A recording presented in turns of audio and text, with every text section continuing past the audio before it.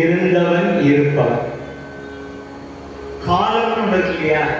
காலம் வந்து எல்லையற்ற பணத்தை கொண்டது. காலம் தோன்றுவதற்கு முன்னே இருந்தவன். வேதங்கள் தான் முதல்ல வந்தான. வேதங்கள் தோன்றுவதற்கு முன்னே வந்தவன் அப்படின்னா அவன் யாரு?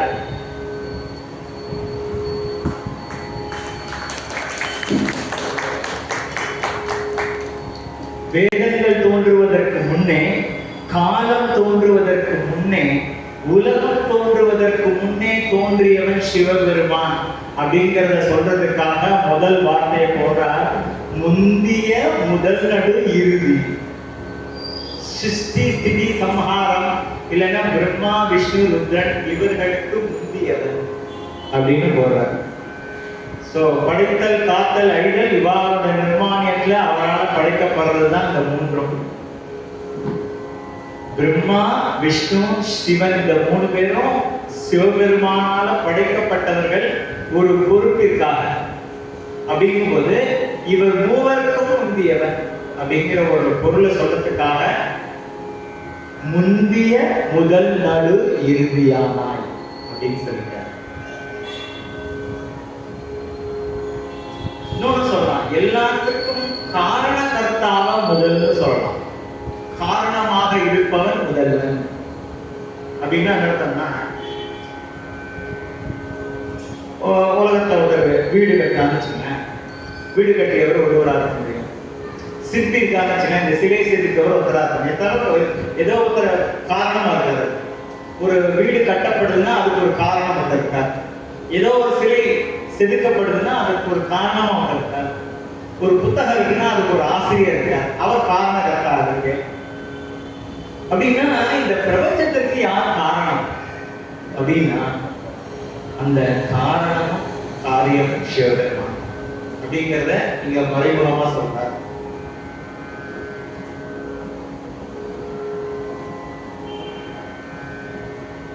நடுவாக ஒன்றை உருவாக்குவது மட்டும் போதாது, அதை நடத்த வேண்டும் ஒரு பணி இருக்கு. நடத்துற பணின்னு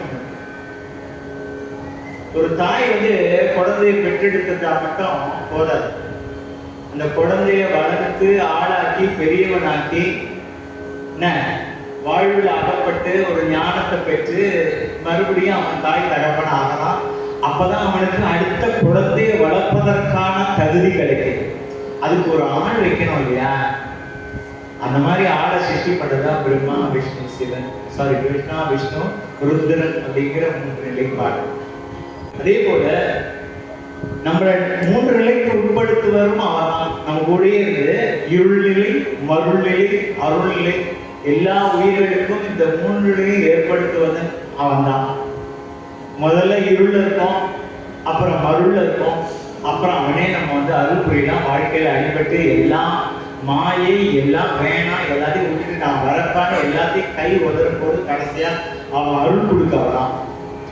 அப்படிங்கும் போது எல்லாத்துக்கும் காரணமாகவும் இருக்கான், எல்லாத்துக்குள்ளேயும் இருக்கான் அப்படிங்கிறத மறைமுகமா சொல்றது முந்திய முதல் நடு இறுதியும் ஆனாய் அப்படிங்கிறது ரொம்ப சூட்சமான விஷயமா இருக்குது. இந்த மூன்று நிலை எப்படிலாம் முந்திய முதல் நடு இறுதி ஒரு ஸ்ட்ரக்சர்லையும் எப்படி இருக்கு நம்ம டீட்டெயிலா பார்க்கலாம். ரொம்ப நிறைய விரிஞ்சதே போகும். ஒரு புலன்கள்ல அழிவறது, அப்புறம் அறிவு, அப்புறம் ஒளி அப்படிங்கிற ஞானம் மூன்று நிலைப்பாடு இருக்கு.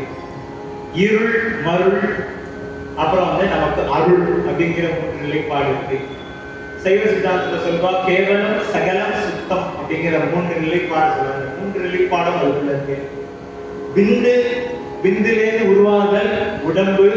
இந்த உடம்பு கடைநிலை சாம்பல் அப்படிங்கிறது முதல் விந்து, நடு உடம்பு, இறுதி சாம்பல் அப்படிங்கிற இந்த மூன்று நிலையை கேப்சூல் இதை உடைச்சா விரிஞ்சுட்டே போகலாம். எல்லாத்துக்கும் சொல்லிட்டே வரலாம். அப்படி ஒரு விஷயம் இருக்கு. இந்த காலம்னு எடுத்துட்டா கூட கடந்த காலம், நிகழ்காலம், எதிர்காலம் அப்படின்னு சொல்லலாம்.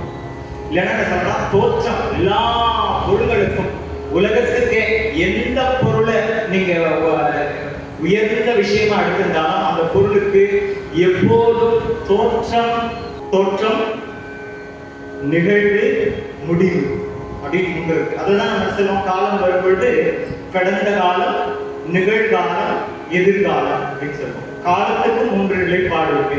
அதுதான் சொல்லும்போது தோற்றம், நிலை, இறுதி அப்படின்னு சொல்லுவாங்க.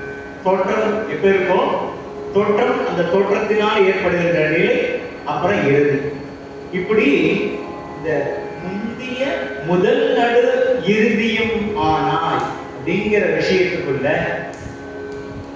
பிரபஞ்சத்தினுடைய மொத்த விஷயத்தையும் அடைக்கலாம். எல்லாத்துக்கும் ஒரு ஸ்டார்டிங் பாயிண்ட், நடுவுல ஒரு அதனுடைய விரிவு, கடைசியில அதனுடைய முடிவு அப்படிங்கிறது எல்லாத்துக்கும் உண்டு. இந்த உடம்புக்கும் உண்டு, உலகத்துக்கும் உண்டு அப்படின்னு சொல்றது இந்த முதல் வரி. அது என்ன சொல்றாருன்னா, ஏன் மூன்றும் ஆனாய் சொல்றாருன்னா, எல்லா உயிர்களிலும் தடத்த நிலையில கலந்து இருக்கான் ஈசன். மறைமுகமா கலந்து இருக்கான். ஆனா அவனா இல்லை, அவன் தனியா இருக்கான். கலந்தும் இருக்கான், தனியாவும் இருக்கான்னு ஒரு நிலைப்பாடு சொல்றது.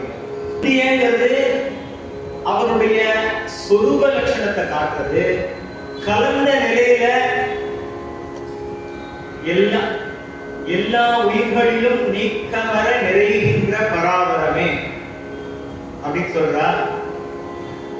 பஞ்ச கிருத்தியனா இருக்கிறான்னு சொல்றா, பஞ்சபூதமா இருக்கா அப்படின்னு சொல்லும்போது இந்த தடத்த நிலையில அவன் எல்லா உயிர்களிலும் கலந்துள்ளான் அப்படிங்கிற ஒரு விஷயத்தை சொல்றது. எல்லாவற்றிற்கும் ஒரு ஆதி காரணமாக இருப்பவர் ஈசன் அப்படிங்கிறத சொல்றதுக்காக, ஸ்ட்ரெஸ் பண்ணதுக்காக முந்திய அப்படின்னு ஒரு வார்த்தையை போடுற. எல்லாத்துக்கும் சீடு, விதையா இருக்கான் அவன் அப்படிங்கிறதுக்காக முதல். எல்லாத்துக்கும் முதல் என்னன்னா சீடு தான். சீடு எங்கே வருது அப்படின்னு கேட்டீங்கன்னா இருள்ல இருந்தா வருது. ஒரு சீடு முளைக்கணும்னா அது இருளுக்குள்ள போடும். ஒரு கர்ப்பம் தரிக்கணும்னா இருட்டறையில தான் தரிக்கும் கர்ப்பம். ஸோ கர்ப்பம் பார்த்தோன்னா it's a dark room. So அப்ப அதற்கு மூலமாக இருக்கான், முதலாக இருக்கான். நடு அப்படின்றது என்ன கேட்டீங்கன்னா அதை தாங்கி நடத்துபவனாக இருப்பதனால நடுவில் இருக்கான். இறுதி நிலை என்னன்னு கேட்டீங்கன்னா அனைத்தும் ஒழுங்கும். எது தோற்றம் ஒன்று நடக்கிறதோ அப்ப முடிவுன்னு ஒன்று உண்டு. அப்ப இறுதி நிலையில ஒடுக்கத்திற்கு காரணமாக இருக்கும் ஒடுக்க நிலையிலும் அவன் இருக்கிறான். அத முந்திய, முதல், நடு, இறுதியும் ஆனார் அப்படிங்கிற ஒரு வார்த்தையை சொல்றாங்க. அப்படின்னா என்ன, இப்ப காலம்னு எடுத்துட்டோம்னா கடந்த காலம், நிகழ்காலம், எதிர்காலம்னு இருக்கு. ஆனா காலத்தை கடந்தவன் கடவுள். காலம் தான் கடவுள். அப்ப முன்னிற்கும் காலத்துக்கு அப்பாற்பட்டவனாக திகழ்வனும் கடவுள். நம்முடைய வாழ்க்கை எடுத்துட்டேன்னா அதுவும் முதல், நடு, இறுதி. எப்படி சொன்னா விந்து, உடம்பு, சாம்பல் மூன்று நிலைப்பாடு இருக்கிற மாதிரி பிறப்பு, வாழ்வு, மரணம். வாழ்க்கையை சொல்லணும்னா மூன்று வாழ்க்கை சொல்லிடணும். பிறப்பு, வாழ்வு, மரணம். எல்லாவற்றையும் நம்மளுடைய செயல்பாடே ஒன்று இருக்குன்னு சொன்னேன்.